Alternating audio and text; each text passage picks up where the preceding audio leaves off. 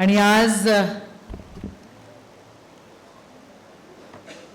आपल्या राष्ट्राचे पिता महात्मा गांधी यांची पुण्यतिथी आहे। आजच्या दिवशी महात्मा गांधींना गोळ्या झाडल्या होत्या काही लोकांनी, आणि महात्मा गांधी म्हणतात कि एक हाथ से ताली नहीं बजती, ताली बजाने के लिए दोनों हाथ चाहिए। महिला एकटी समोर नाही जाऊ शकत, दोन्ही टाळ्या व्यवस्थित वाटल्या तर ती खऱ्या अर्थाने समोर जाऊ शकेल।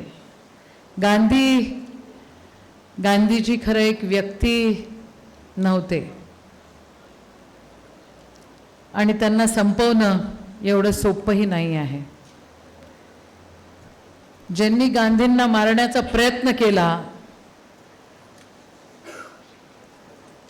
ते संपणार, ते संपतील, पण गांधी एक विचारधारा आहे आणि ती कधीच संपू शकत नाही।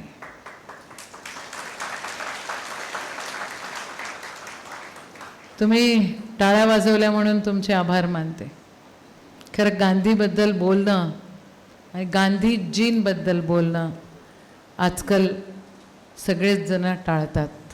आज त्यांचा शहीद दिवस आहे, आणि महात्मा गांधी होते, तो एक विचार आहे। त्यांनी आपल्याला प्रेम करायला शिकवलं, त्यांनी धाडस निर्भीड बनायला आपल्याला शिकवलं, आणि शांततेचा संदेशही त्यांनीच दिला।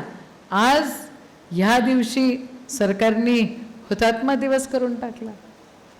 ठीक आहे, आदर सगळ्यांनाच आहे, आदर सगळ्यांचाच केलाही पाहिजे, पण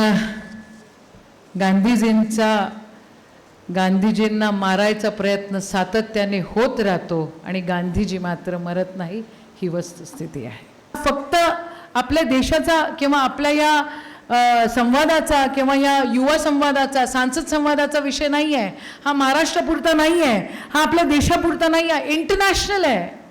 195 कंट्रीजमधनं फक्त 22 देशांमध्ये कुठेतरी महिला तुम्हाला रिप्रेझेंटेशन करताना दिसतात, बाकी देशांमध्ये तर दिसत पण नाही। आणि मग तिथपर्यंत पोचायसाठी आपल्याला काय काय नाही करायला लागलं। हे बघा, महाकुंभ आहे, मी पण हिंदू आहे, मी पण रुद्राक्ष घालते, मीही देवाला मानते, पण डुबकी मारून पाप धुतल्या जात नाही, मनाची पाप धुतली पाहिजे।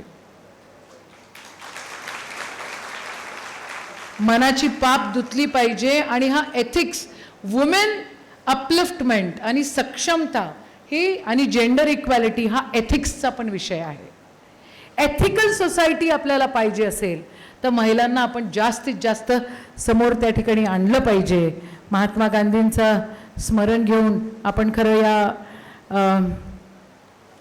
कार्यक्रमाची, या भाषणाची मी सुरुवात केली, आणि स्त्री असली, स्त्री नसते, स्त्री जर सक्षम नसली तर समाज सक्षम होऊ शकत नाही, आणि स्त्री जर सक्षम असली तर समाज, देश, परिवार आणि जग, आणि मग वसुंधैव कुटुंबकम, त्याच्याकडे आपण जाऊ शकतो। खऱ्या अर्थानं स्त्रीला सक्षम करणं हे तुमचं, माझं, प्रत्येकाचं काम आहे, आणि जेवढं हे मुलींचं आहे तेवढं हे मुलांचं देखील आहे। एवढंच बोलते आणि थांबते। जय हिंद, जय महाराष्ट्र। धन्यवाद मॅडम।